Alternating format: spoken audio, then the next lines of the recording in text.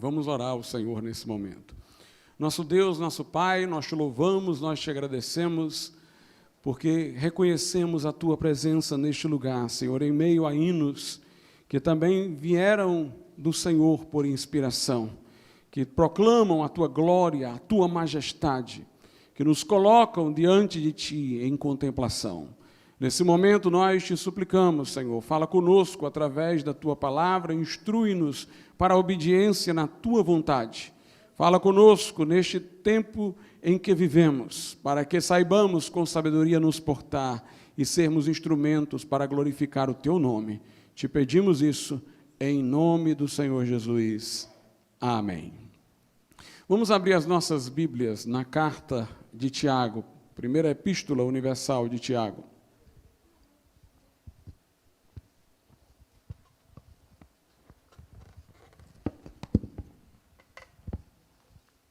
Epístola de Tiago, capítulo de número 1. Nós iremos ler a partir do versículo de número 5. Tiago 1, a partir do verso de número 5. Na verdade, leremos os 5 e o 6. E se algum de vós tem falta de sabedoria, peça a Deus, que a todos dá liberalmente, e o não lança em rosto, e ser-lhe-á dada. Peça, porém, com fé, em nada duvidando, porque o que duvida é semelhante à onda do mar, que é levada pelo vento e lançada de uma parte para outra parte. Podeis assentar.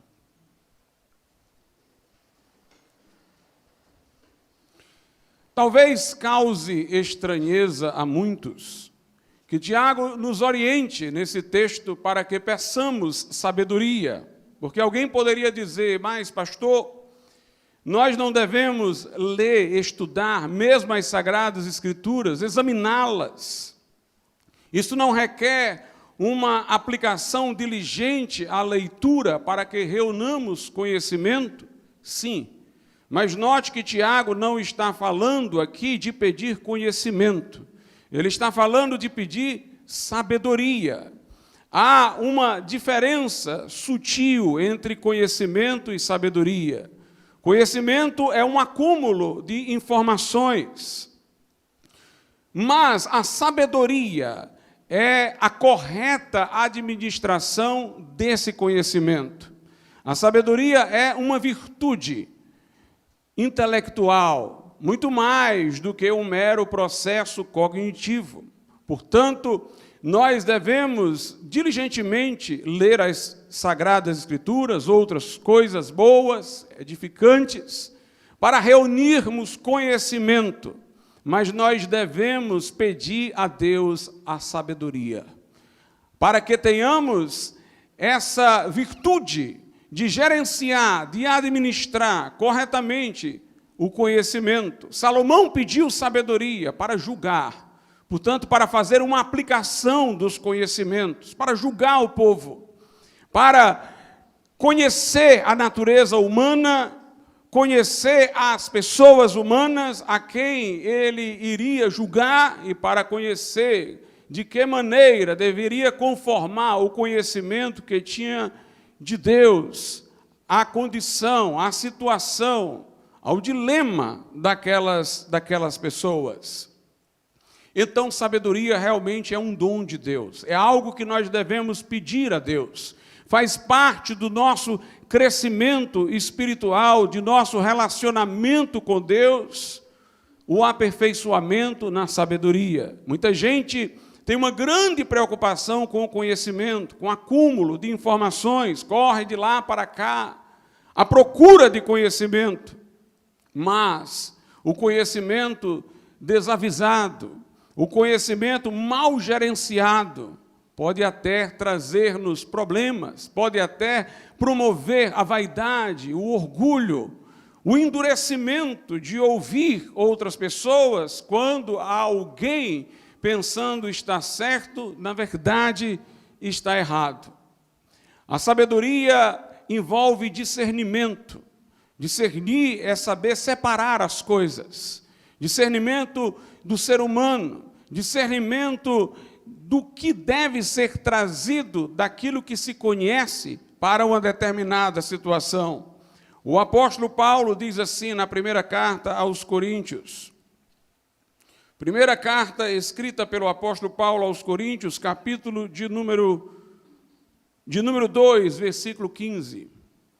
Ele diz: mas o que é espiritual, a pessoa que é espiritual, discerne bem tudo, e ele de ninguém é discernido.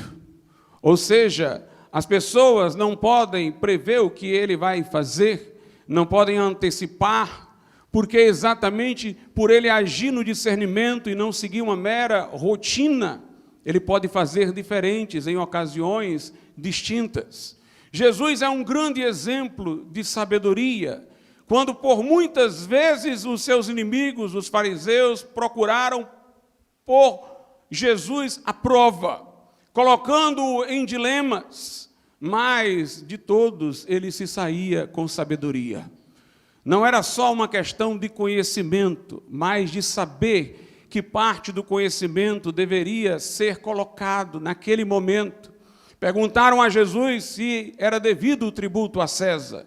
E Jesus mostrou na moeda a imagem de César. E então disse: dai a César o que é de César, já que aqui é a efígie de César, e a Deus o que é de Deus.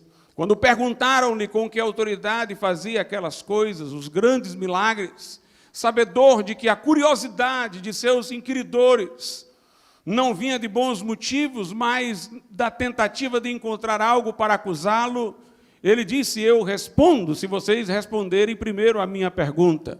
O batismo de João Batista era do céu ou da terra?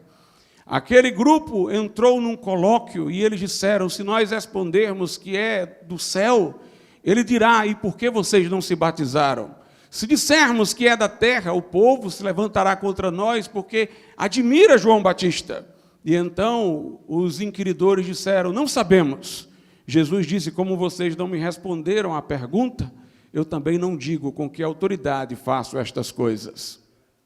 Quando a mulher adúltera fora pegue para ser apedrejada, e queriam colocar Jesus contra a lei de Moisés, disseram: Senhor, devemos apedrejá-la, sim, diz a lei de Moisés.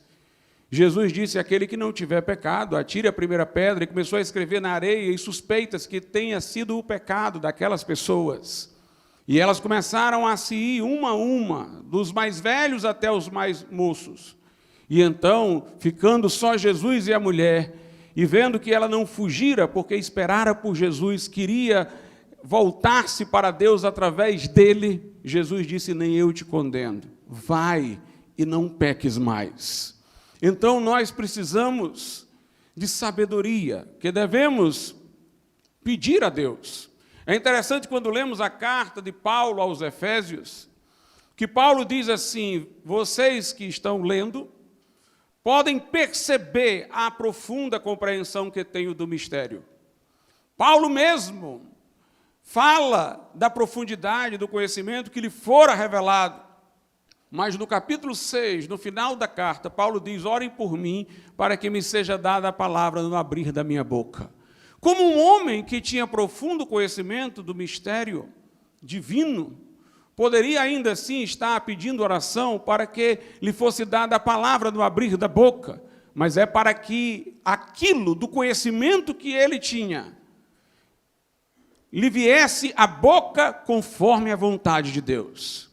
Era para que ele não apenas trouxesse algo do conhecimento que tinha armazenado, mas soubesse trazer daquele conhecimento o que era preciso, no momento certo, para a pessoa certa. Por isso que Paulo chama os pregadores de dispenseiros. O que se requer dos dispenseiros é que sejam achados fiéis. O dispenseiro era uma espécie de mordomo que administrava a dispensa de seu senhor. Portanto, o pregador é um dispenseiro, não lhe basta ter o conhecimento, ele tem que saber tirar da dispensa exatamente a coisa certa da hora certa. Alguns acham que, tendo uma formação no seminário e tendo conhecimento, estão preparados e habilitados para a pregação. Mas pregar é saber tirar daquilo que se sabe, o que dizer no momento certo, para o auditório certo, na hora certa. E disso nós temos um elemento que faz aparentar a sabedoria do pregador ao profeta do Velho Testamento. O profeta não era só um repetidor da lei, do Pentateuco. Era alguém que confrontava o povo com sua desobediência à lei, chamava ao arrependimento. Lhe era dada uma palavra por revelação diretamente para ele falar ao povo. Ele era um órgão da revelação. Nós não somos um órgão da revelação hoje, porque ela está doutrinariamente concluída no Apocalipse, no Novo Testamento, já terminado. Mas essa arte espiritual, esse discernimento de trazer a palavra lá da dispensa para a hora certa, faz com que o pregador, tendo-a, se assemelhe ao profeta. A.W. Tozer era chamado de o profeta do século XX, porque ele soube confrontar as demandas da sua época com respostas provenientes da palavra de Deus. Porque quem o ouvia naquela geração, naquelas circunstâncias, podia discernir que Deus estava falando através dele, não mediante uma revelação nova, mas através da aplicação concreta, adequada, da palavra de Deus ao momento em que se vivia. Portanto, nós precisamos de pregadores com sabedoria. A Bíblia diz, lá em Provérbios, que o que ganha almas é sábio. Não é que a Bíblia está dizendo que ganhar almas é a causa da sabedoria. Ela está dizendo, numa estrutura gramatical inversa, que quem é sábio vai ganhar almas. Porque alguém não sábio pode dizer verdades a um pecador, mas dizê-las de um modo, de uma forma inadequada. Dizer uma coisa que deveria ter vindo depois da outra. Mas o sábio é aquele que sabe aplicar o remédio à ferida certa. É o que sabe gerenciar, portanto, o conhecimento que ele tem da palavra de Deus. Sabedoria também na Bíblia está associada à nossa vida cotidiana, algo que dê sentido à nossa vida cotidiana, colocar a nossa vida dentro de uma moldura de sentido. Em parte, nós encontramos isso entre os filósofos gregos. Aristóteles, por exemplo, ligou a sabedoria a uma vida com sentido, a uma vida refletida, a uma vida feliz. Para ele, a sabedoria envolveria o conhecimento da natureza humana, de suas inclinações, virtualidades, do telos, do fim para o qual o homem vivia, de maneira que ele pudesse identificar as condutas morais acertadas, aquelas que levavam o homem a potencializar o que ele tinha de peculiarmente humano, de maneira que ele pudesse ganhar excelência, cada vez mais se distinguindo dos brutos, dos animais. Assim, nós encontramos pérolas preciosas na Ética a Nicômaco, de Aristóteles, sobre a amizade, sobre inúmeras virtudes, que nós também, como cristãos, reconhecemos, encontramos coisas do tipo em Cícero também, a partir do entendimento que eles tinham por meio da dialética, da racionalidade, da filosofia, da natureza humana, eles podiam ver o que era melhor para as relações pessoais, para uma sociedade mais coesa, para uma vida familiar mais estável. E aí desenvolveram grandes lições morais esses homens, reconhecendo, portanto, a ligação entre virtude e vida feliz, vida satisfatória. Nós, porém, como cristãos, embora reconheçamos muito de verdade que se disse em Aristóteles, em Cícero, a quem Calvino, de modo particular, admirava profundamente, nós entendemos que são elementos fragmentários que há nesses filósofos acerca da sabedoria. O cristianismo é que dá a perfeição, porque corrige o que ainda é incompleto, errático, nesses pensamentos. Por exemplo, Aristóteles não diagnosticou exatamente que há uma causa deficiente no homem chamada de pecado. Ele falava, por exemplo, em potência e ato. Uma coisa que está em estado de potência está em estado de virtualidade. Ele percebia que a consciência humana, moral, indicava bons caminhos e que bastaria seguir esta consciência, atualizar esta potencialidade, convertê-la em ato. E ele falava que para uma coisa ser convertida em ato se requer uma causa eficiente, no caso da moral, a vontade humana, que realiza aquilo que a consciência pode reconhecer. Mas a verdade é que o pecado entrou no mundo e gerou uma causa não eficiente, mas deficiente.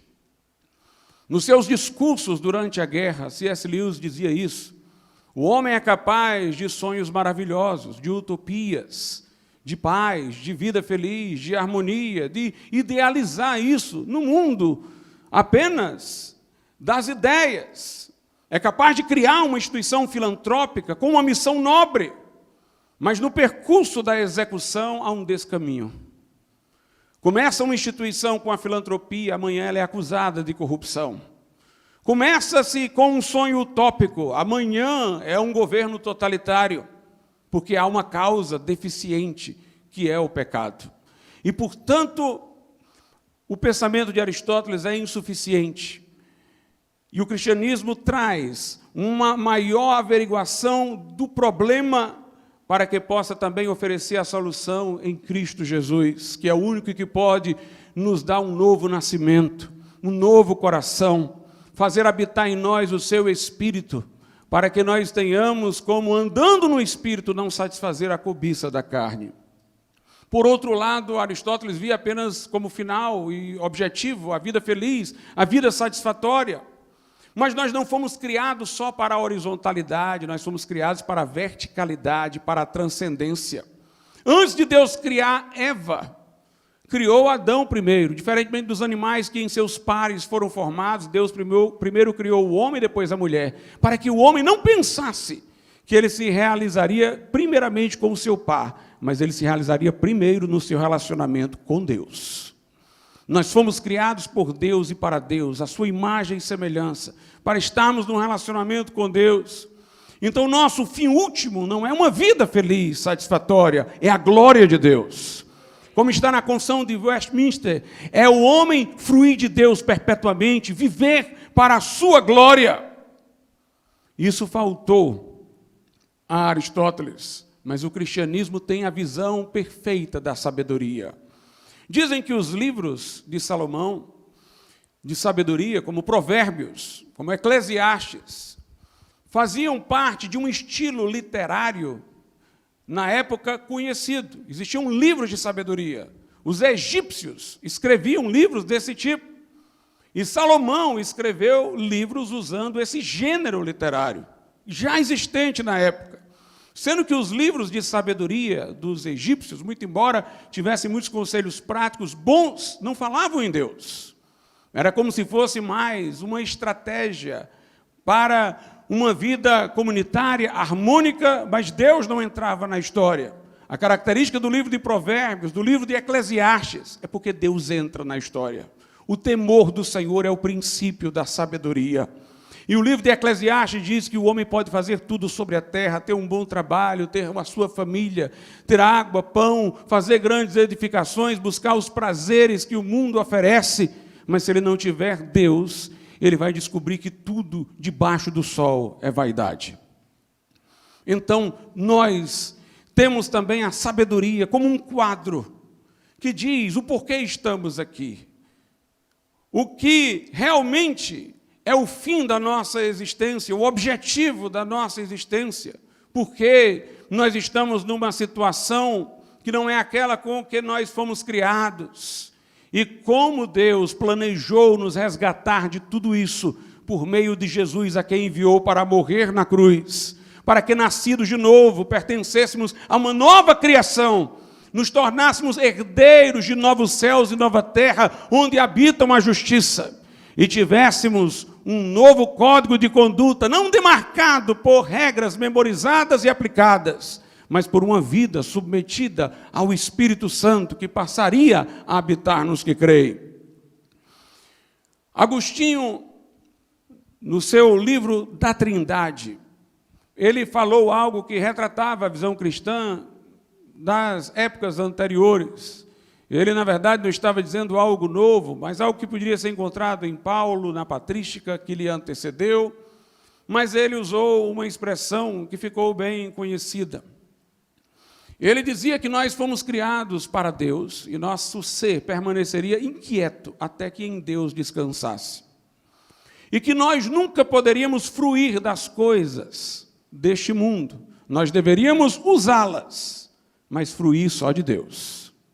Ou seja, use este mundo, mas não se satisfaça com este mundo. Relacione aquilo do mundo que você usa para Deus.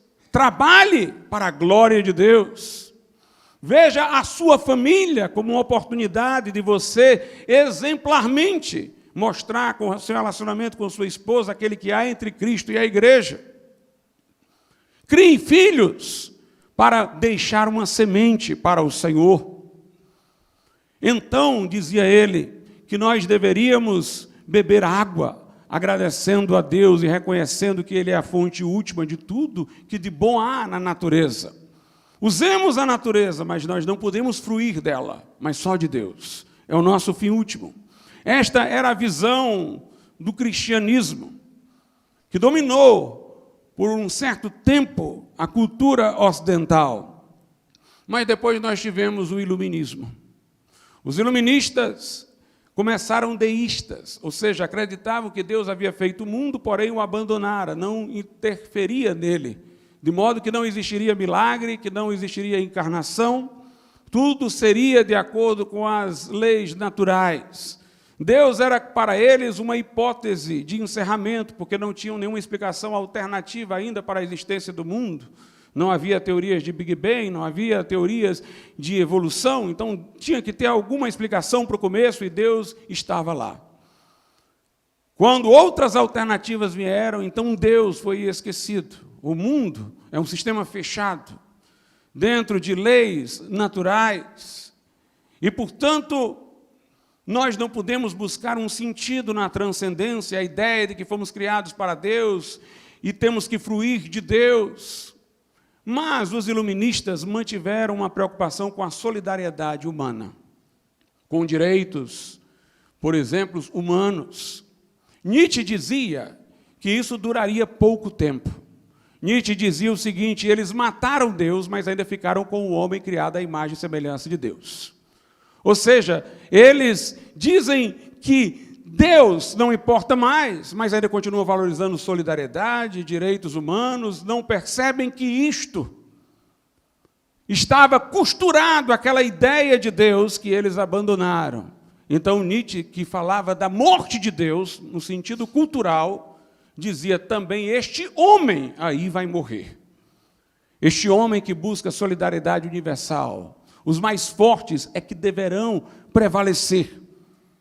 Mas enquanto o iluminismo ainda incoerentemente manteve essa ideia de solidariedade universal, imaginou a ciência como um caminho para melhorar a vida das pessoas, imaginou a educação como um processo civilizatório, mas depois a ciência emprestou seus recursos aos armamentos bélicos. Países com grande cultura e educação, como a Alemanha, caíram das mãos do regime nazista. E houve toda uma crise de certezas. Houve toda uma desconfiança dos ideais do iluminismo. E aí nós entramos na pós-modernidade. Nós falamos hoje aqui de crise, sabedoria em tempos difíceis, que são tempos de crise. Crise é uma mudança. Alguém já definiu crise dizendo o seguinte: é quando o velho morreu e o novo não nasceu. É um limbo, uma situação indefinida. É a que nós estamos. E ela criou a oportunidade para o pós-modernismo. O pós-modernismo não busca um sentido para a vida humana em Deus, nem numa solidariedade universal, mas apenas a satisfação individual. Não é à toa que converge com o pós-modernismo a sociedade consumista, onde a pessoa não apenas quer comprar aquilo que está na última moda, porque tudo é efêmero, mas a pessoa também resolve fazer de seu próprio corpo mercadoria, e resolve fazer dele uma tela de pintura, encher de tatuagem, resolve mudar as configurações do corpo, para o homem ficar com a aparência de mulher, mulher ficar com a aparência de homem, pessoas colocarem chifres na cabeça com a própria carne da testa e fazerem as mais exóticas coisas com o seu próprio corpo, enchendo de pince, colocando na língua, no nariz, coisas que devem ser extremamente desconfortantes, mas é porque o consumo externo já exageradamente praticado já não satisfaz, e a pessoa agora quer fazer de seu próprio corpo uma mercadoria. As pessoas hoje não têm ideal, não têm missão, não têm um quadro de sentido para as suas vidas, e elas vivem apostando nessas coisas efêmeras, e os produtos são facilmente vendidos se eles conseguirem mostrar que aquilo é uma novidade, a última coisa, que amanhã vai ser superada pela outra, que já virá em seguida. É uma sociedade líquida, como diz Bauman.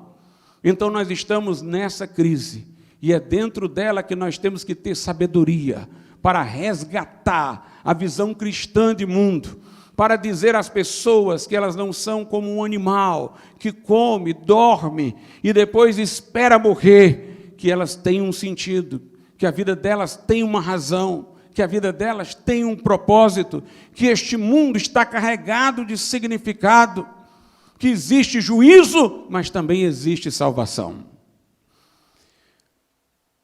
Nós podemos dizer que o homem de hoje é um homem autorreferencial.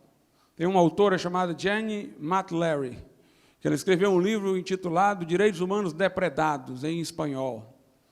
E ela fala, lamentando, dizendo que o homem de hoje é um homem autorreferencial. Ele não se refere a nada para além da sua própria cobiça, de seus próprios instintos, dos desejos que lhe vêm à mente.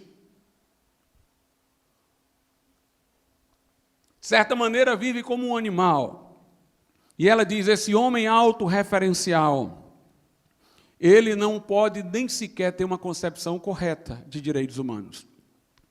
Nós vivemos hoje num tempo em que estão ameaçados os direitos humanos. E eu não estou falando de ações concretas que os violem, eu estou falando deles enquanto ideias. Porque, veja bem, dentro de uma perspectiva cristã, onde teve berço a noção dos direitos humanos, eles eram vistos como bens. A vida, a liberdade, a igualdade são bens.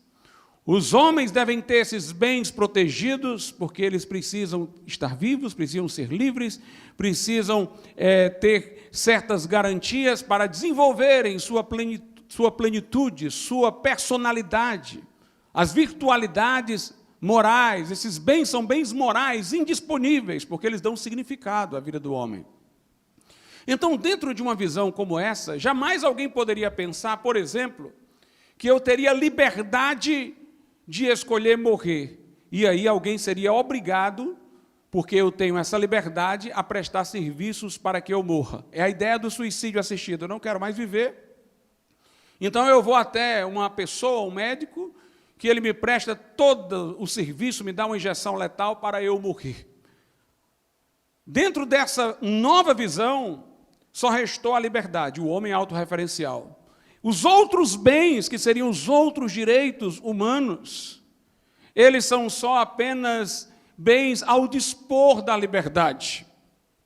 Dentro de uma visão clássica, eu não teria liberdade para escolher morrer, porque seria uma liberdade para destruir a liberdade. Não apenas eu destruiria a minha vida, mas destruiria a própria liberdade, e o objetivo de a liberdade e a vida serem protegidas é porque são bens.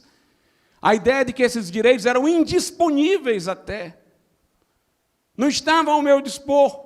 porque eles pertenciam ao sentido da vida humana, porque ainda havia uma noção de que a vida humana tinha sentido. Mas agora, com essa carência de sentido, só resta a liberdade. Então eu sou livre para acabar com a minha privacidade, me apresentando para estar num Big Brother. A mulher é livre para se tornar um objeto e apresentar o seu corpo e sua nudez para fazer propaganda de determinada mercadoria. A liberdade passa a ser uma liberdade autodestrutiva e toda a noção de direitos humanos é enfraquecida e abolida. Bauman, que eu mencionei aqui, que é aquele que escreve muito, Sociedade Líquida, Cultura Líquida, que mostra como o mundo de hoje perdeu sua solidez, está em fragmentos.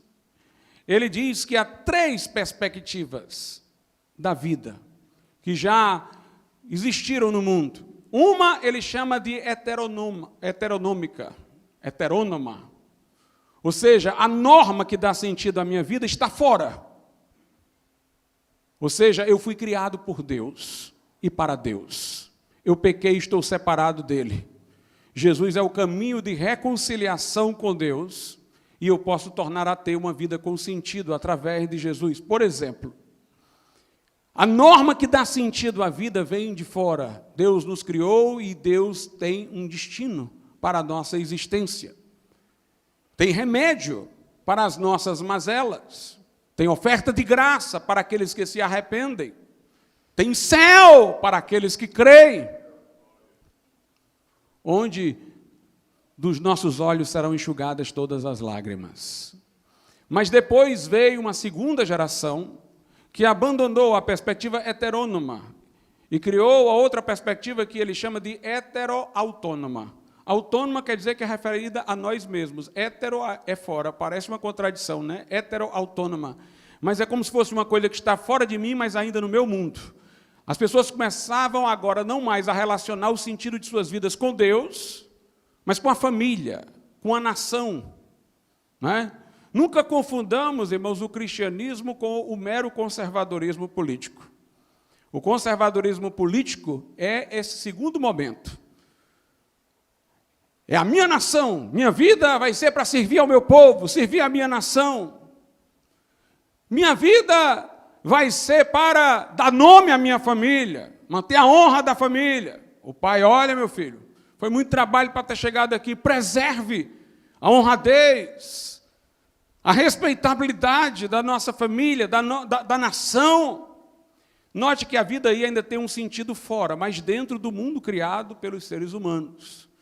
E a terceira fase de decadência é a fase autônoma. Agora nem é Deus, nem é o país, que seria pelo menos uma comunidade, não é mais a família, agora sou eu mesmo.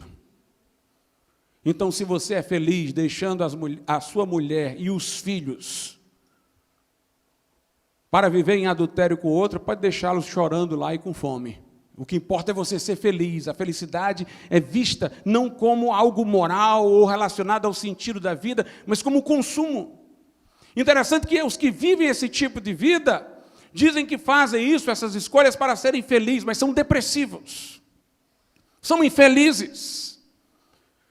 Vivem de prazeres efêmeros que se revezam e dopam momentaneamente. Mas quando eles não têm acesso por muito tempo a algum desses prazeres onde se escondem, o travesseiro não os consola. E eles sentem a sua solidão, o seu desamparo, a falta de sentido da vida. E podem até pensar em ceifá-la pelo desespero.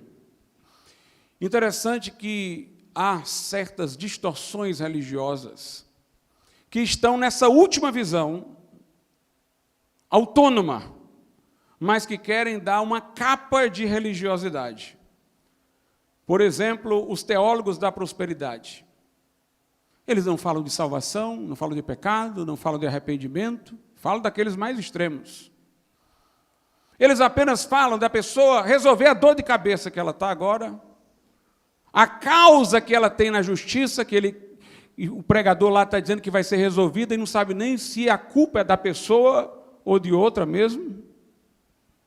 mas já está dizendo que ela vai vencer, seja lá o que for.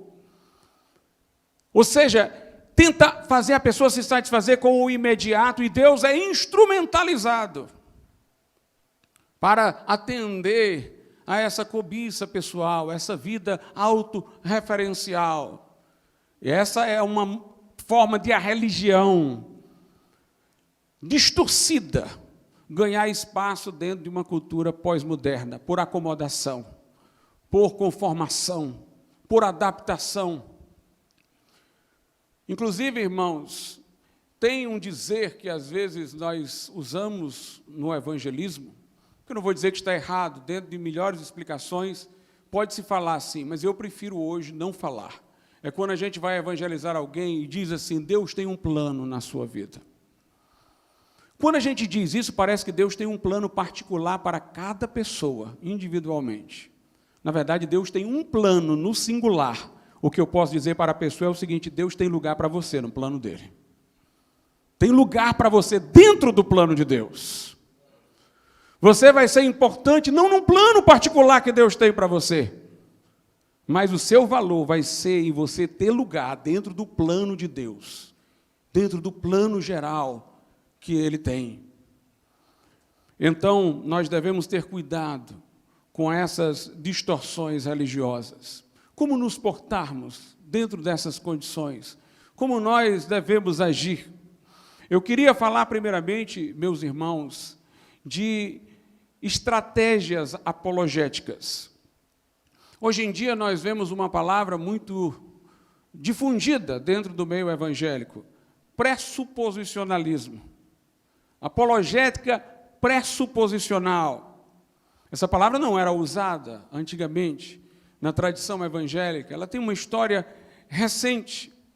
E os pressuposicionalistas dizem que nós não devemos falar às pessoas que não são crentes como se elas não soubessem nada de Deus. Nós devemos partir do pressuposto de que elas pressupõem algum conhecimento de Deus e nós vamos mexer com isso para elas voltarem a si, para elas caírem em si.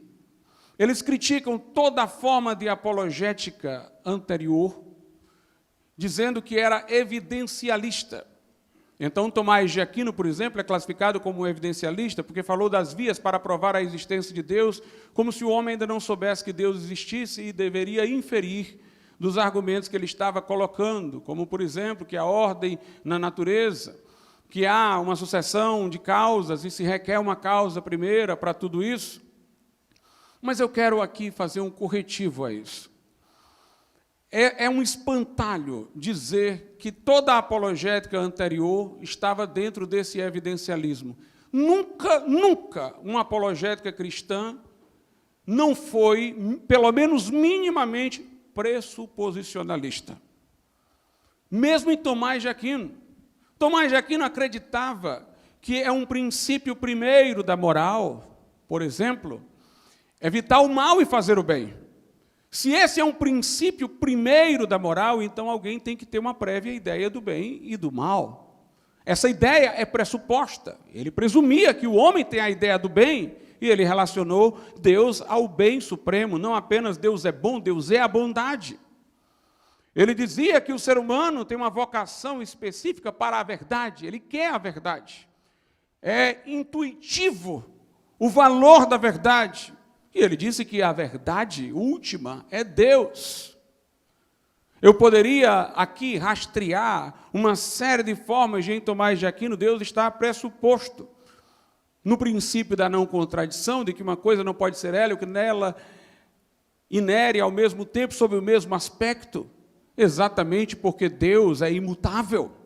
Então ele acreditava que algumas coisas são pressupostas. Que quando eu vou argumentar com alguém, eu presumo um conhecimento de Deus, sendo que ele está lá no inconsciente. Mas quando eu trago as coisas que a pessoa conhece e confronto com essas coisas, eu posso dizer para elas que elas tinham a ideia de Deus subjacente a tudo isso. Então, sempre, toda a apologética cristã foi, de alguma maneira, pressuposicionalista. Agora, o pressuposicionalismo ele tem estágios. Tem mínimo, tem médio e tem máximo. E o que nós estamos vendo aparecer recentemente é o pressuposicionalismo máximo, sobre o qual eu quero falar. Calvino, por exemplo, falou que nós tínhamos um sensu divinitatis, uma ideia de Deus, uma percepção de Deus, que está em todos os seres humanos. Mas ele não achava, quando dizia isso, que ele estava rompendo com a tradição medieval ou com a tradição patrística. Ele considerava o que ele estava dizendo como dentro dessa tradição. Inclusive Karl Barth, que é um teólogo que critica muito as formas clássicas de apologética, de defesa da fé cristã, ele dizia que Lutero e Calvino erraram, porque desenvolveram sua apologética dentro da mesma tradição proveniente dos pais da igreja e da escolástica medieval. Os reformadores protestantes, irmãos, não se distinguiram dos católicos na apologética para um ateu. Eles usavam as mesmas formas de argumentação para provar a existência de Deus a partir da natureza, a partir de certas intuições. Eles se distinguiam na interpretação da Bíblia Sagrada. Tanto que existe um grande pastor reformado, que deveria ser muito reconhecido hoje, ele é do século XIX, Adolf Munut. Ele escreveu um livro, Lucília, A Busca da Verdade. Nesse livro, ele coloca Lucília como uma figura, uma pessoa dentro de uma história criada, mas ele diz se basear numa história verídica, que procurou um padre, porque estava colocando em questão a inspiração da Bíblia, a existência de Deus, e o padre tem um bom diálogo com ela, no livro, argumentando que Deus existe, que a Bíblia é a palavra de Deus. Aí depois que ela se convence, ela diz ao padre que agora quer saber sobre a doutrina cristã. Aí o padre começa a dar a interpretação católica da Bíblia. Aí depois ela conhece o pastor e vai falar com o pastor. Aí o pastor diz, em relação à parte apologética do padre, sobre a inspiração da Bíblia, a existência de Deus, eu não tenho nada a acrescentar. Era a mesma apologética. Mas a interpretação dele da Bíblia sobre a sua salvação é que eu vou aqui corrigir. E ele começa a evangelizá-la, e no final da história, ela se converte. Essa era a visão. Mas surgiram movimentos dentro do protestantismo recente que fizeram questão de querer dizer que nós temos uma estratégia própria de apologética, de defender a fé, que não é aquela da tradição cristã comum, ocidental. E aí desenvolveram um pressuposicionalismo rígido demais. O que é que eu quero dizer com isso? Essas pessoas dizem que não há como você argumentar pela natureza que Deus existe, pela consciência do homem, que não há como você argumentar por nenhum elemento da criação acerca de Deus, que você tem que começar crendo na Bíblia. É o pressuposicionalismo mais forte. Como eu disse, tem várias etapas, mas o mais forte diz isso. Que se você for argumentar com base nisso daí, você está se nivelando com um filósofo, você tem que começar com a Bíblia. Mas a questão é, e o incrédulo que não acredita na Bíblia? Eu deveria argumentar por outro caminho para criar nele o interesse de ler a Bíblia. Mas eu começo insistindo que tudo que eu estou dizendo depende de ele reconhecer a Bíblia. Se ele não reconhecer, tudo que eu estou falando é inútil. Esse pressuposicionalismo forte, meus irmãos, ele ganha muitos aplausos na igreja. Já pensou? Seria muito aparentemente ortodoxo, fervoroso, eu chegar aqui e dizer, ninguém argumenta com base na natureza, ninguém argumenta com base na consciência, ninguém diz que o homem tem uma ideia de Deus que está inerente à estrutura de sua racionalidade, no princípio da não contradição. Só falo se for pela Bíblia. Parece que eu estou falando muito bonito, a igreja aplaude, o pastor é fiel, crê na Bíblia. Mas quando eu entrar numa universidade, como é que vai ser? Eu não vou poder chegar e dizer dessa maneira para um público que não crê na Bíblia. Então, o que é que acontece? Essas pessoas na igreja estão aplaudindo, mas na faculdade estão mudas, porque elas não sabem como argumentar pela natureza das coisas, pela estrutura da natureza humana. Os pressuposicionalistas mais ferrenhos que eu conheci foram nulos na vida universitária.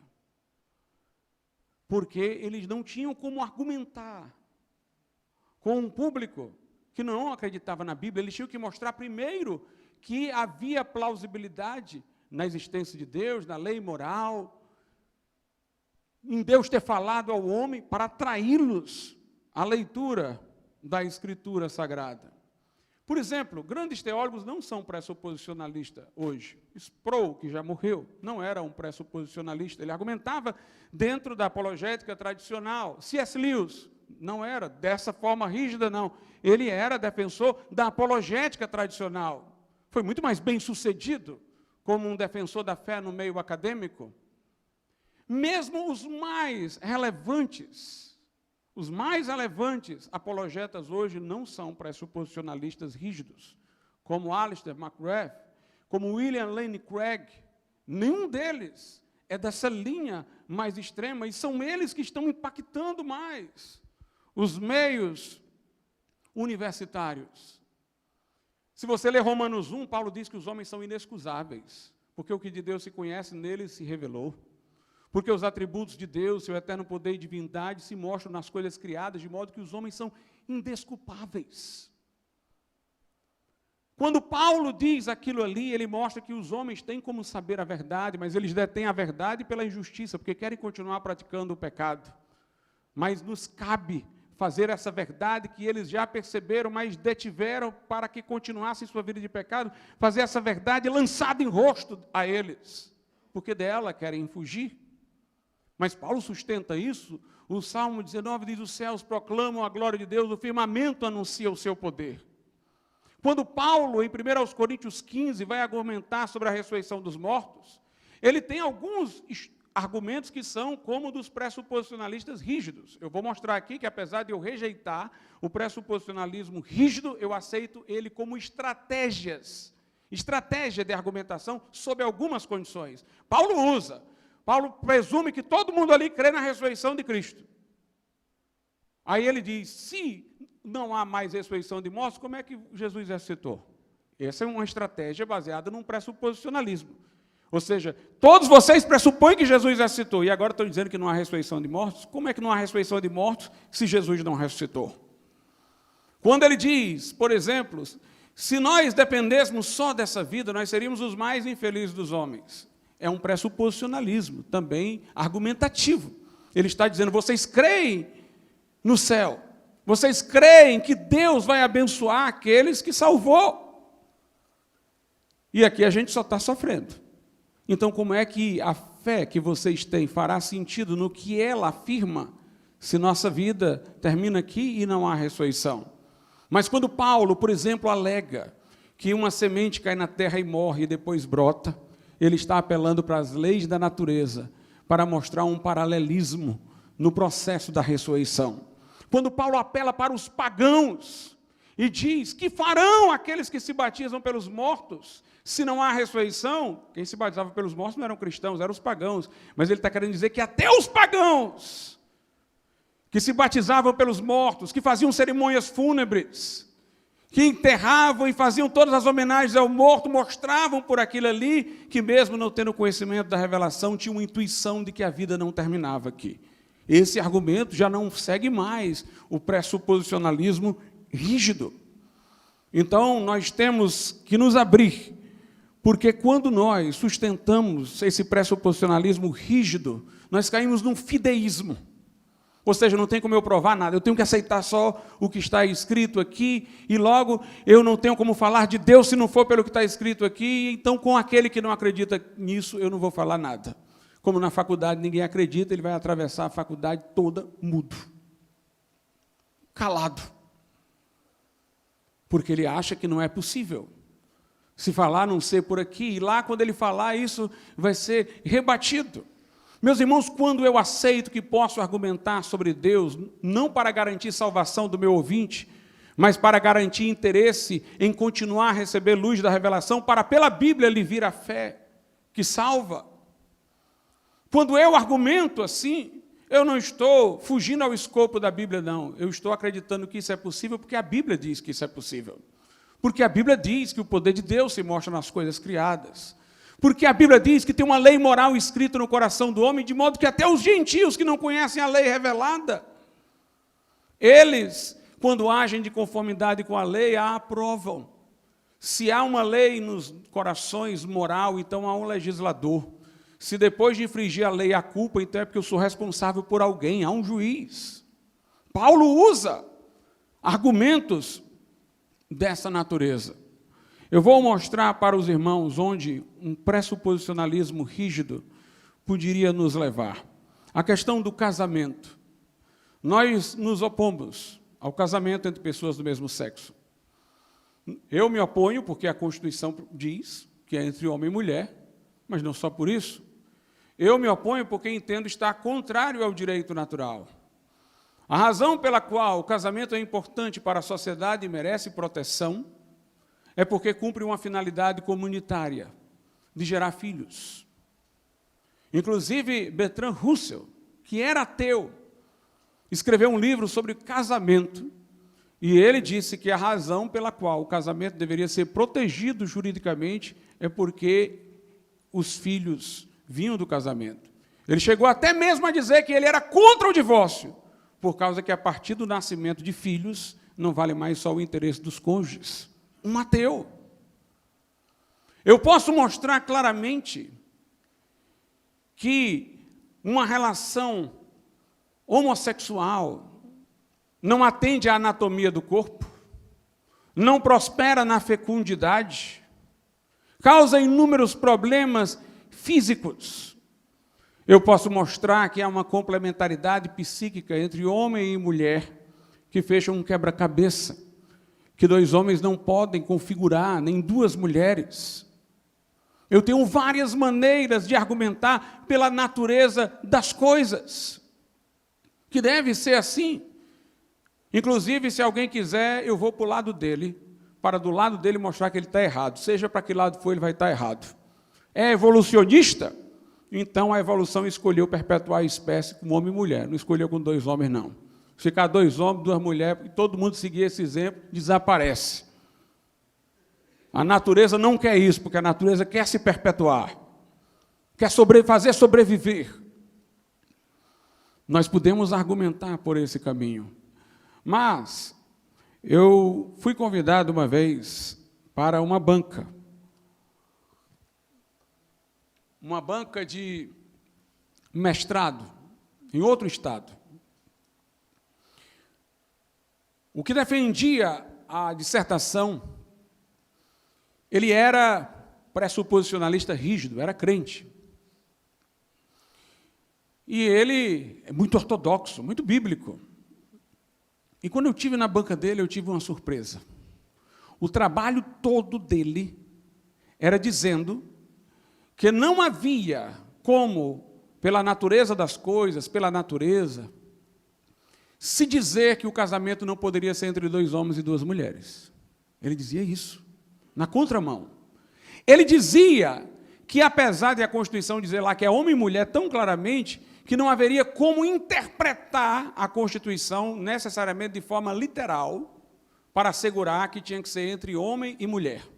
Em outras palavras, ele estava defendendo a toda hora a plausibilidade do casamento entre pessoas do mesmo sexo, dizendo que não tinha como provar uma coisa nem outra, que tinha que ser de um jeito ou que tinha que ser do outro. E depois eu fiquei perplexo, eu disse, eu quero entender a mente desse rapaz, o que é que ele está pensando, porque não é isso que ele ensina na igreja dele. E conversando com ele, eu entendi. Ele achava que estava prestando um serviço a Deus, irmãos, dizendo isso. Na mente dele, só teria como mostrar que o casamento era entre homem e mulher pela Bíblia. Então, para ele estava fazendo um serviço a Deus, mostrando que pela Constituição, pela natureza das coisas, não havia como dizer isso.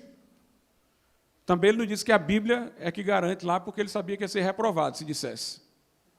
Mas ele achava que estava servindo a Deus, dizendo isso daí, como quem diz, só se for pela Bíblia. Se não for pela Bíblia, eu prefiro dizer que não dá. Uma pessoa dessa não vai conseguir influenciar nada uma vida universitária. Curiosamente, depois eu tive uma aluna do mesmo segmento evangélico dele, e que veio do mesmo estado dele, para fazer mestrado aqui em Fortaleza, porque no caso dele eu fui só para a banca dele no outro estado, mas essa pessoa veio para cá e foi minha aluna. E eu chamei um professor católico conservador da Opus Dei, mas da área do direito civil, para falar que o casamento tem que ser só entre homem e mulher. Como ele era dessa área, professor de direito de família, eu o chamei. E aí a evangélica ficava contestando, dizendo que não tinha como argumentar, que tinha que ser só entre homem e mulher. Quando terminou, eu fui a ela para conversar o que era aquilo ali. E todo mundo dizendo, nós todos, os alunos incrédulos, nós todos pensávamos que você seria a única a defender, e você foi exatamente contra o professor. E quando eu fui conversar com ela, a mesma coisa. Se não for pela Bíblia, não é. Mas então nós não temos o que fazer. Veja como isso é prejudicial, irmãos. Pensando ser uma coisa boa, é uma coisa ruim. Eu vou dizer aqui um problema ainda muito maior. Nós temos um irmão que tem no Brasil um grande movimento relacionando o cristianismo à vida científica, à ciência. E esse movimento dele defende o evolucionismo teísta.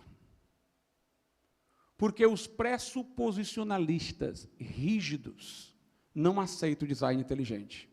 Porque design inteligente para eles é evidencialismo. Quer dizer que existe uma ordem, uma estrutura na criação que mostra que tem um Criador? Não. Só se sabe do Criador se for pela Bíblia. Mas como a gente tem como mostrar que a ordem mesmo, ele foi ao exagero e disse, não, eu creio no evolucionismo. Deus fez o mundo pelo Big Bang, pela evolução, o mundo tem milhões de anos, ou seja, Deus foi quem fez o mundo, mas ele fez de uma maneira que pareça que o que os incrédulos estão dizendo tem razão. De que não foi ele. De que ele não teve papel. Porque ele quer dizer o seguinte, que os incrédulos aceitem só se for pela Bíblia, que Deus criou. Então, se não é para aceitar, eu prefiro defender o evolucionismo teísta, eu prefiro mostrar que não tem nenhum elemento na natureza que dê para estrategicamente provar que tem um Deus por trás. Quer dizer, a pessoa começa com uma perspectiva ortodoxa, radical, bíblica, e vai cair numa coisa desse tipo. Então, a gente vê o perigo dessas coisas. Agora, tem algum valor estratégico o pressuposicionalismo rígido? Tem, em algumas situações. Aquelas situações em que a cultura ainda mantém resíduos cristãos. Eu não teria como usar pressuposicionalismo rígido para evangelizar um chinês, um indiano, uma cultura totalmente alheia ao cristianismo. Nem os apóstolos usaram para falar com os pagãos. O apóstolo Paulo, no Areópago, apelou foi para os poetas gregos, a intuição que eles tiveram de um Criador. Ele apelou foi para elementos que eles puderam perceber pela natureza. Agora, dentro de uma cultura que tem elementos cristãos, eu posso, estrategicamente, usar argumentos do pressuposicionalismo rígido. Por exemplo, às vezes eu vou conversar com uma pessoa e a pessoa diz assim, pastor, eu sou a favor do casamento gay, mas entenda, é um casamento monogâmico, só um homem com outro homem. Vai evitar a promiscuidade. Aí eu vou dizer, e a promiscuidade é pecado em que religião? É na sua? E por que é que para você a monogamia é importante? Porque ela chegou à cultura ocidental pelo cristianismo. Então você está querendo usar a monogamia cristã, a moralidade cristã de fidelidade para defender alguma coisa que não é do cristianismo, com que direito? Aí dá para eu usar a estratégia do pressuposicionalismo rígido, usar o que ele está acreditando, que ainda tem uma herança cristã, para colocar em contradição com o que ele está dizendo, mostrar que ele está falando em cima de um tapete que não é dele, é do cristianismo. Opa, peraí, se vai falar aqui, deixa eu puxar o tapete, espera a queda. Porque está falando de premissas cristãs contra o cristianismo. Está usando um fragmento do cristianismo para se opor ao restante. Nós podemos perceber, por exemplo, uma forma sadia de usar o pressuposicionalismo rígido para sustentar a criação, para sustentar o design inteligente, não a evolução. As pessoas se preocupam com a preservação das espécies, para que não se extingam. Por quê? Se essas espécies surgiram de um processo evolutivo, 1001 extinguiram depois, 1001 surgirão depois, o que está indo e vindo, desaparecendo, mas reaparecendo sob outras formas. Por que eu tenho interesse de preservar essa espécie? Faria sentido se eu achasse que ela fazia parte da criação de Deus, aí nós temos que preservar. Mas se ela surgiu por acaso, se muitas já se extinguiram, se novas surgirão, por que preservar uma ou outra? Qual o sentido?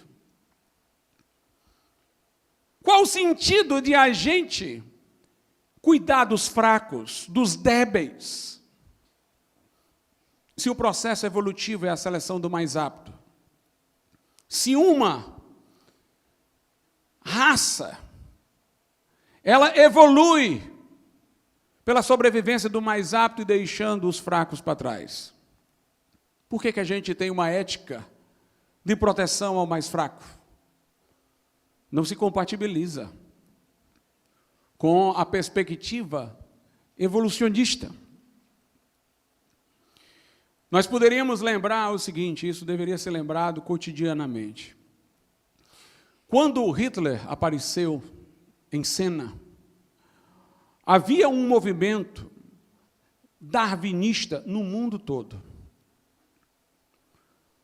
Os historiadores não querem fazer lembrar esse momento histórico que ainda é recente, não faz muito tempo. Hitler, nós não o contemporizamos, mas não faz muito tempo.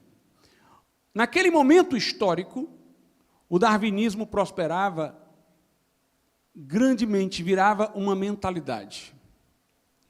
A Inglaterra, por exemplo, fazia mudança de áreas de pessoas na Índia para plantação de certas coisas, e essas pessoas que estavam acostumadas àquele determinado habitat, quando iam, morriam, em grande número. E os ingleses se justificavam dizendo, é a seleção da espécie. É a seleção da espécie. É a sobrevivência do mais apto, não tem o que fazer. Não sei quantas propostas de eugenia estavam sendo elaboradas para matar os doentes mentais, propostas para esterilizar pessoas doentes, para que não gerassem filhos. Tem até um filme em português, eu não me lembro do nome desse filme agora, mas é exatamente isso. Com base no darwinismo, querem esterilizar uma jovem adolescente nos Estados Unidos. E a coisa vira um problema judicial. Porque, na época, eles queriam esterilizar mesmo. Quando o aborto foi legalizado nos Estados Unidos, na década de 70, Margaret Sanger, que liderava o movimento para a liberação do aborto, na revista que a sua organização publicava, autores do nazismo tinham seus artigos colocados. Ela defendia a eugenia. Dizem até que a militância dela pelo aborto era para diminuir a população negra, que ela achava que preferencialmente iria querer fazer aborto por causa que tinha mais dificuldades de condições de criar. As primeiras clínicas de aborto, a maioria delas foram para os bairros negros. O mundo iria virar um nazismo. Sabe por que não virou? Porque Hitler correu demais. Era tudo indo bem devagarzinho, ninguém percebendo. E Hitler deu um pulo lá para frente. Quando ele deu um pulo lá para frente, ninguém estava preparado para tanto. Se Hitler fez muito mal ao mundo, por outro lado, ele atrasou um pouco o percurso, porque o mundo voltou atrás, muito do que estava já propondo. Quando viram o que o nazismo fez, aqueles que estavam defendendo a eugenia começaram a se calar e tal, e houve um retrocesso, porque havia um caminho nesse percurso. É a história do sapo. Coloque o sapo numa panela com água para ferver. Ele vai ficando lá, a água vai esquentando e tal, até ele ser cozinhado. Mas se você jogar o sapo na água fervendo, ele dá um pulo. Nós estávamos num processo para normalizar isso. Como Hitler deu um passo à frente, Aí gerou toda uma reação contra ele e uma volta atrás. Então, nós poderíamos lembrar isso ao mundo, mostrar onde o darwinismo chega. Tem um filme sobre Mengele, em português, que o filho de Mengele conversa com ele e diz: por que, pai, você pensava isso? Aí ele disse: porque nós não acreditávamos mais no homem criado à imagem e semelhança de Deus. Nós acreditávamos em evolução. Em evolução. Hoje em dia nós vemos Portugal legalizando a eutanásia. A Alemanha, agora, por decisão judicial, legalizando o suicídio assistido. A Holanda já tem suicídio assistido, eutanásia, aborto, tudo o que se possa imaginar. O mundo voltou para a monstruosidade de antes. Lembrar onde essa monstruosidade pode nos levar é uma boa estratégia argumentativa. Agora, depois de ter falado isso, eu quero falar uma coisa que eu acho que também requer da nossa parte grande sabedoria.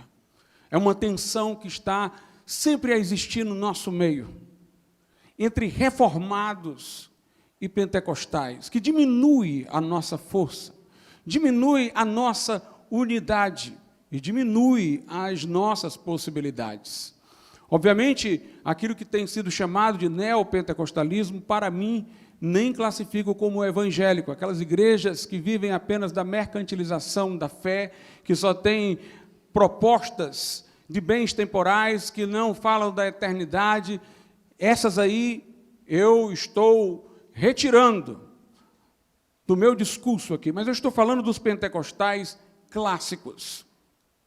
Eu vejo às vezes na internet, meus irmãos, os reformados pegando cenas exóticas de pentecostais sem uma representação dentro de uma igreja mais clássica, fazendo coisas esquisitas, para metonimicamente alastrar aquela representação para todos os pentecostais. Eu já viajei muito pelo mundo para saber de muita coisa. Lá fora, as igrejas históricas já abandonaram a fé, tem casamento gay. Dentro da igreja de Calvino, tem banners ridicularizando as crenças cristãs, a noção de família. Essas igrejas estão totalmente vencidas pelo modismo do tempo. E nesses lugares são igrejas pentecostais que preservam ortodoxia. Se os pentecostais soubessem o que eu sei, talvez eles estariam criticando os reformados e falando aí dessas coisas para criticá-los. Então, esse espírito de antagonismo, buscando más representações de um lado e do outro, para colocar todos dentro daquele guarda-chuva e mostrar alguma superioridade, isso enfraquece a nossa fé. Enfraquece a nossa posição. Realmente nós podemos compartilhar nossas diferenças, tentar convencer uns aos outros. Façamos isso. De preferência não nas redes sociais, mas no contato pessoal, frente a frente. Eu nunca vi ninguém ser convencido de um lado ou de outro pelas redes sociais. Eu nunca vi alguém dar um testemunho. Eu estava aqui brigando e eu me convenci. Aquilo ali só macula a nossa imagem. E os católicos romanos usam aquilo ali, às vezes, para nos ridicularizarem. Então, vamos ser sábios em relação a isso. Eu vejo também, às vezes, uma noção de superioridade. Às vezes, pessoas reformadas olham para os pentecostais e colocam-se como se eles tivessem acesso a um conhecimento preferencial, estivessem num patamar de superioridade. Nada mais anticristão do que isso, irmãos. Até para a gente convencer alguém, a gente tem que convencer com amor, ouvindo o que ele tem para falar, procurando entendê-lo para persuadir, e não desdenhando e mostrando um ar de superioridade. Alguns estão chegando ao ponto de achar que se você não tiver um conhecimento de uma série de coisas teológicas, se você só conhece a Bíblia, então você não sabe de nada. Eu quero dizer uma coisa, eu valorizo a teologia. Pelo que eu prego aqui, os irmãos podem perceber que eu conheço de muitos lados, de muitas áreas. Mas, meus amados irmãos, conhecimento de Deus é a Bíblia. É a Bíblia Sagrada. E eu não posso dizer que para eu entender a Bíblia, eu preciso de um autor tal, de um livro tal, de uma coisa desse tipo, porque eu sou protestante nesse sentido. Sou um anabatista, mas sou coincidente com um protestante nesse sentido. Eu creio na clareza das Escrituras. Eu creio que a Bíblia é clara. William Tyndale, quando quis traduzir a Bíblia para o inglês, ele disse para aqueles teólogos que frequentavam as universidades, os católicos, ele disse, eu quero colocar a Bíblia na mão de um camponês, e eu quero viver para ver o dia em que um camponês vai saber mais sobre Deus do que vocês. Uma vez chegaram para John Bunyan e disseram, você não pode pregar, você não tem formação. Era um homem que consertava panelas. Aí disseram para ele, você não leu a Bíblia em grego? Ele disse, mas quem traduziu a Bíblia para o inglês leu o grego. E até hoje vocês não contestaram essa tradução aqui. Então eu estou lendo a Bíblia condizente com a versão original. Então nós temos que ter cuidado para nós não nos gloriarmos no conhecimento acadêmico. Paulo diz aos de Corinto, meus irmãos, aprendam comigo e com Apolo não ir além da Escritura, para não se ensoberbecerem um contra o outro. Porque havia em Corinto alguns que achavam que se eles fossem de Paulo, de Cefas, de Pedro, eles saberiam mais do que o outro. Paulo diz, não se coloque acima do outro, por causa de homem. Aprendam comigo e com Apolo a ficar com a Escritura Sagrada. E sabe o que é que eu tenho visto? Às vezes, reformados mais próximos de católicos eruditos do que de evangélicos, que são de outros segmentos, particularmente os pentecostais. Prestigiam aqueles intelectuais católicos que, na verdade, consideram que nós todos estamos desviados em detrimento de um irmão em Cristo. Em detrimento de um irmão em Cristo. Um pentecostal clássico, um arminiano, ele diz ao pecador o que você diz, você que é reformado. Ele diz que ele precisa se arrepender dos pecados e confiar em Jesus como Salvador. Se o que vai trazer isso é uma graça irresistível, ou uma graça que ele restaura o arbítrio perdido pela queda, para que ele possa, a partir de um livre-arbítrio restaurado pela graça, se decidir, aí é outra questão, é como ele chegou. Ninguém, na hora que aceitou Jesus, soube o que foi que aconteceu para ele aceitar Jesus, soube que ele estava aceitando Jesus, e que Jesus estava salvando a vida dele. É a mesma coisa que nós vamos dizer ao pecador. Nós somos irmãos, porque todos nós pregamos Cristo crucificado. Nós não pregamos salvação pelas obras, pelos sacramentos, pelas penitências, nem por purgatório. Nós dizemos que Jesus é o princípio e o fim da salvação. Nós dizemos que as pessoas devem se arrepender daquilo que fizeram, devem se arrepender de seus maus caminhos, voltar para Jesus, crer que Ele morreu por elas lá na cruz de modo suficiente, completo, para receberem perdão, para receberem graça, para receberem salvação. É isso que nos une e que é mais forte. É Jesus. Billy Graham era batista. Quando ele ia fazer uma cruzada, inclusive no Brasil, os batistas organizavam. E ele dizia, eu só vou se vocês chamarem os pentecostais. Os batistas preconceituosos não queriam chamar os pentecostais. E os batistas disseram, por quê? Ele disse, porque se não tiver os pentecostais, não lota. Não lota. Pessoas que tinham outra visão, outra mentalidade. A importância de unir o povo de Deus, irmãos, nesse momento que nós vivemos. Senão, o que vai prosperar é o romanismo, o que vai prosperar é o ateísmo, o que vai prosperar é outra coisa. Nós temos que nos lembrar que nós somos um só corpo, um só povo. Isso é importante nesse momento.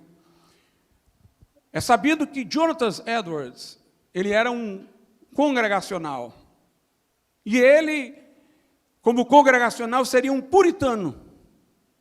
Os puritanos, eles tiveram uma tensão com a igreja anglicana, porque diziam que a igreja anglicana ainda mantinha muita coisa do catolicismo, e tinha que ter uma reforma completa. Pois Jonathan Edwards, lá nos Estados Unidos, era congregacional.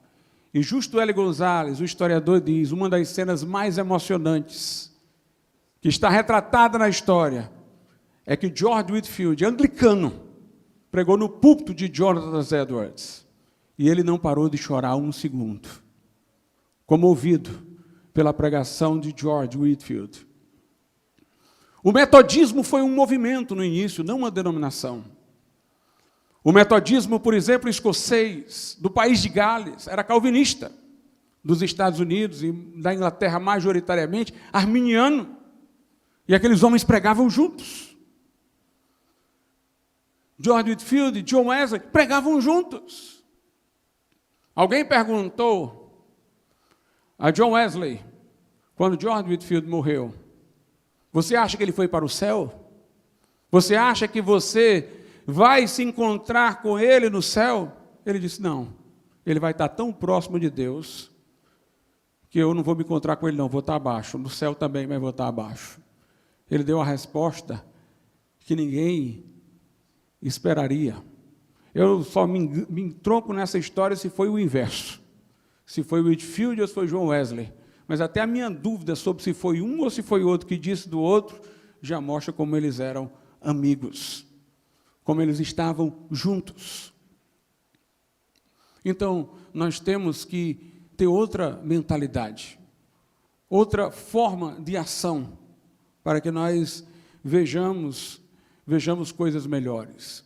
Eu comecei a pregar em praças, quando eu tinha 15 anos de idade. Eu pregava com o irmão Saldanha, Augusto Saldanha, que era da primeira igreja batista.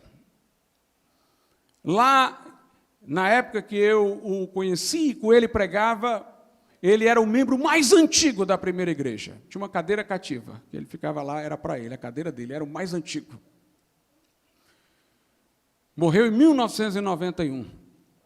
E nós pregávamos na praça, ele, tinha um caçula, que era assim chamado porque era o mais novo, mas já era velho, já era muito mais novo que ele, que era da primeira igreja batista, e tinha os pentecostais, todo mundo junto. O irmão Saldanha não aceitava divisões. Todos nós pregávamos juntos ali. Um daqueles pregadores pentecostais, o irmão Assis, que pregava conosco, depois veio para a minha igreja, até hoje está lá, tem mais de 90 anos, e não para de dar glória a Jesus um minuto. E nós pregávamos juntos ali, irmãos, e Deus fazia a obra.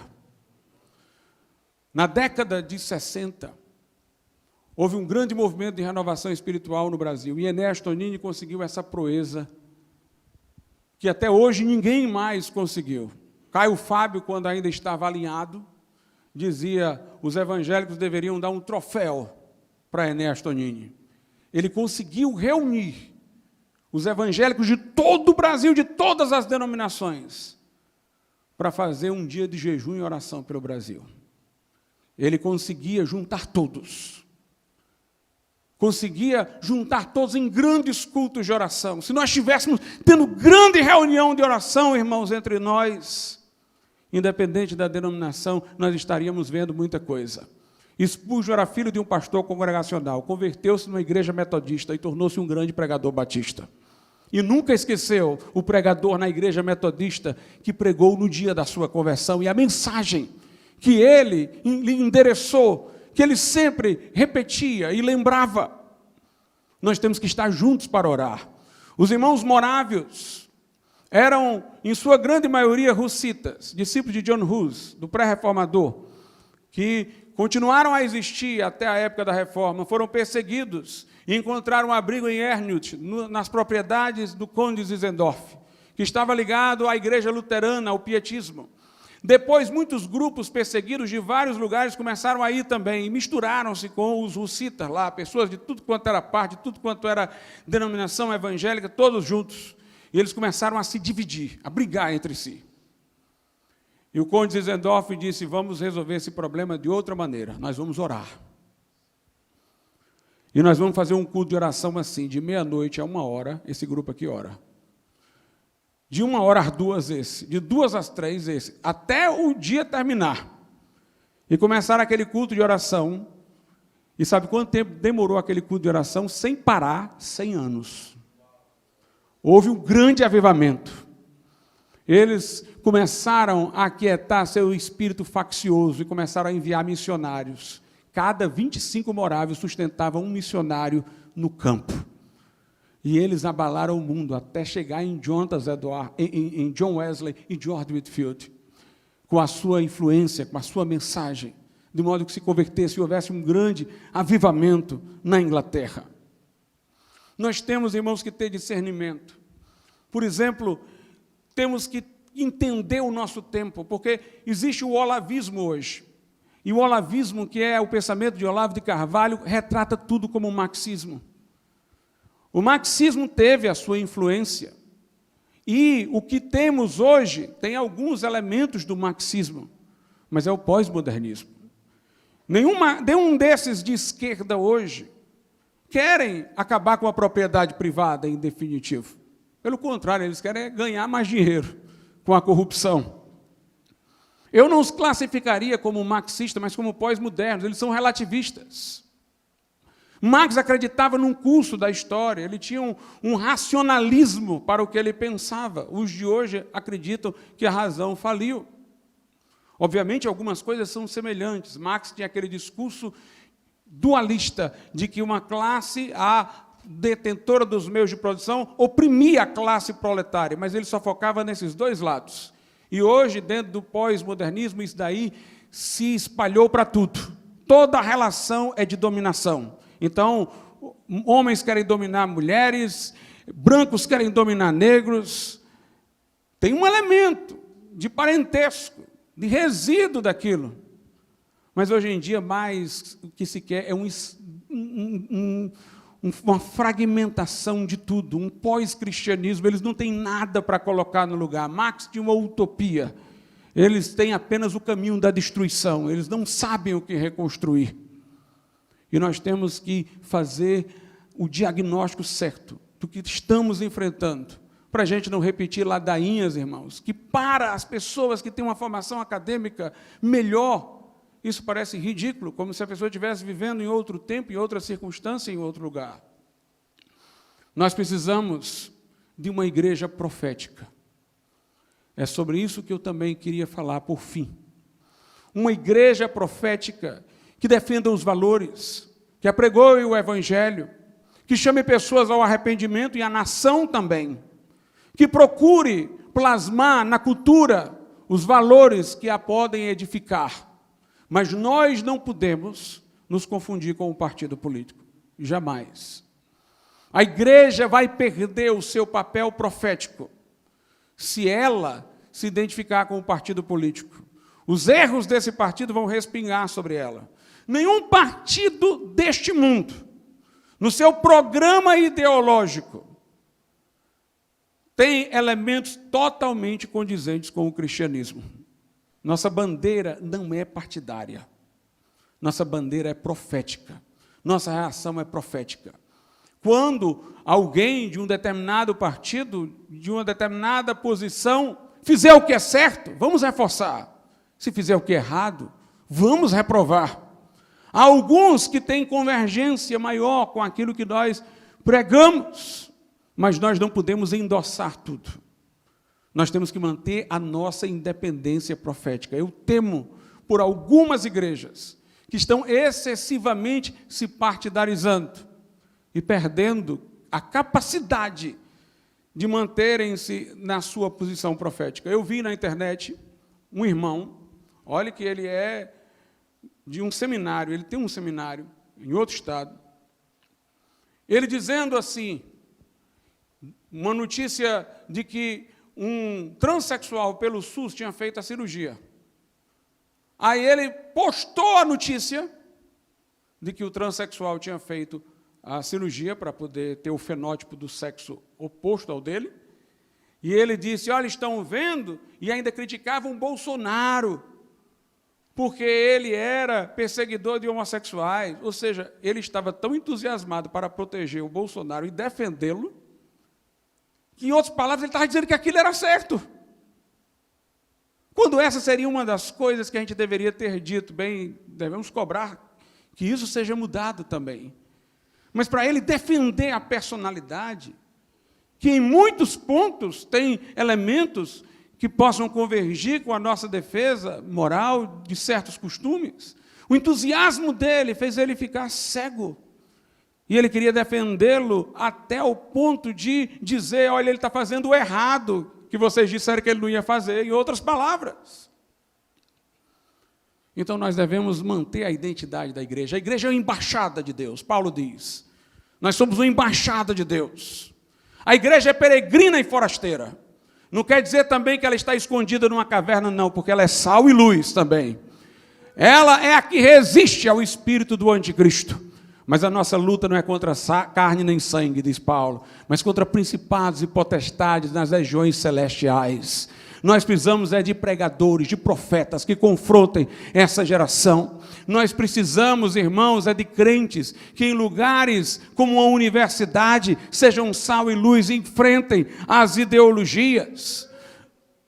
Nós percebemos que quando a igreja se envolve demais e perde a sua identidade dentro da política, a próxima geração é um desastre. Ela pode ter algumas conquistas momentâneas, mas a geração que se segue é desastrosa.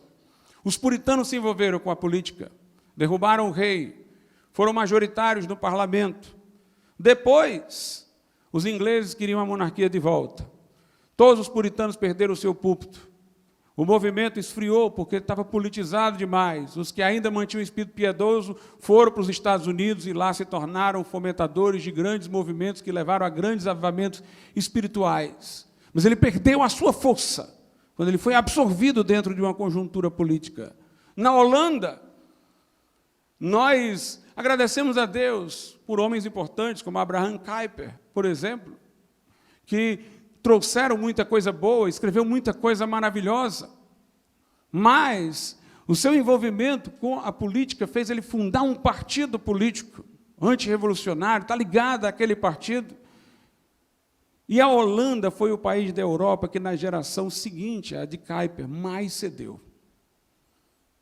Mais cedeu. A Holanda tem tudo, droga legalizada, maconha em bolo de criança para vender, pirulito de maconha. Porque a igreja se envolveu tanto com a política que ela esfriou, morreu. Então nós temos que manter a nossa independência para continuarmos vivos. Sim, a gente se envolve com a política a ponto de perder a identidade. Depois o nosso pensamento é sempre estratégico. Como é que eu vou fazer? O que é que eu vou fazer para conseguir isso? O que é que eu vou fazer para conseguir aquilo? Meus irmãos, nosso caminho ainda é o joelho. Aviva, Senhor, a tua obra. Aviva, como em tempos de outrora. Vamos pregar, vamos proclamar, vamos chamar ao arrependimento, vamos unir os crentes em vez de dividi-los, vamos chamá-los à oração, ao clamor, para que o Deus do céu sacuda a terra e mostre que Ele é Deus. Sabedoria em tempos difíceis. Tem perigos, vamos evitá-los. Tem oportunidades, vamos aproveitá-las. Vamos ficar de pé.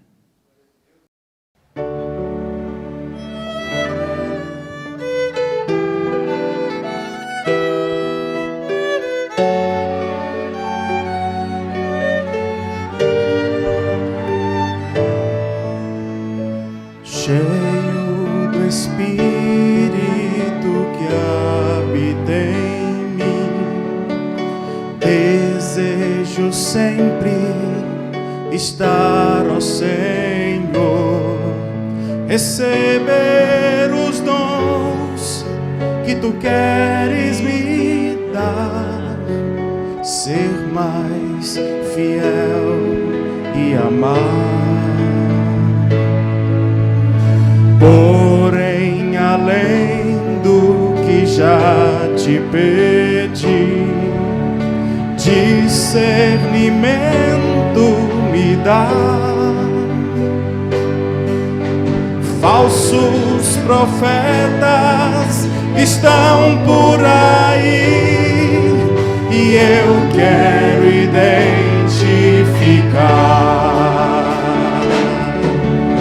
Pai, eu preciso aprender a discernir entre o que vem do homem e o que vem de ti, para não ser enganado nos meus dias aqui. Quero poder discernir.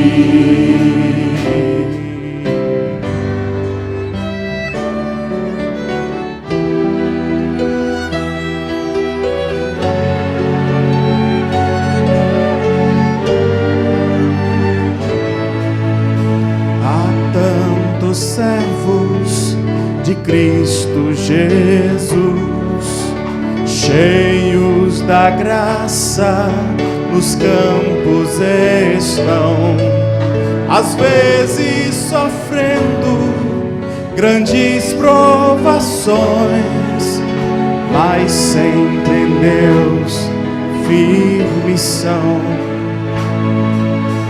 Por outro lado, eu vejo também, em meio ao povo de Deus, gente que só visa comércio fazer, pensando só no que é seu. Pai, eu preciso aprender a discernir entre o que vem do homem e o que vem de ti, para não ser enganado nos meus dias aqui. Quero poder discernir. Oh Pai, eu preciso aprender a discernir entre o que vem do homem e o que vem de ti, para não ser enganado nos meus dias aqui. Quero poder discernir.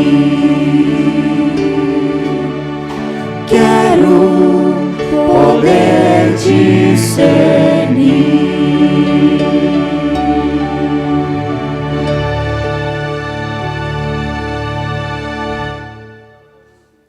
Aleluia.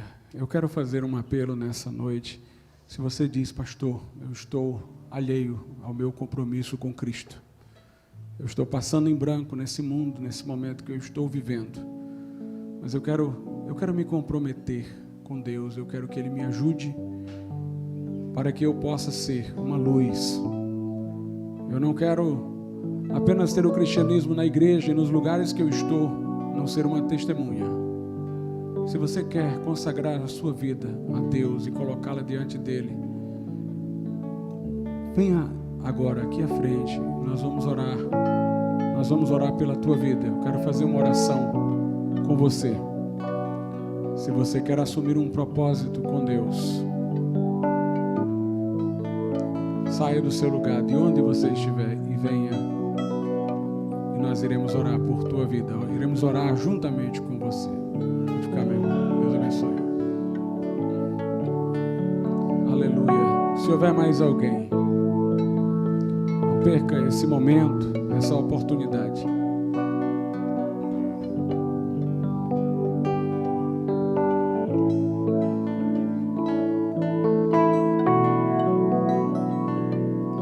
Vamos orar pelo nosso irmão nesse momento.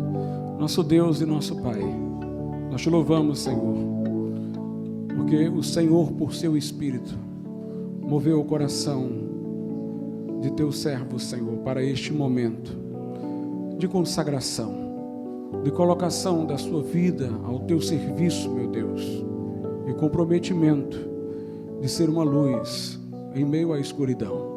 Que o Senhor renove a sua vida, que o Senhor lhe dê poder e graça, que o Senhor seja seu amigo mais chegado que o irmão, e que na força do Teu Espírito, ele seja uma influência viva, Senhor, para transformar o deserto num manancial, para exalar o bom aroma de Cristo e deixar um testemunho poderoso de Jesus na sua vida. Nós te pedimos isso e te agradecemos, em nome de Jesus. Visita a nossa irmã que também saiu agora do seu lugar, Senhor. Que o Senhor seja com ela nesse momento. E lhe dê, Senhor, uma renovação, uma restauração, uma vida consagrada no teu altar, Senhor, para ela ter vitória que vem de ti, em nome de Jesus. Amém. Podeis assentar. Meus irmãos, só aqui alguns avisos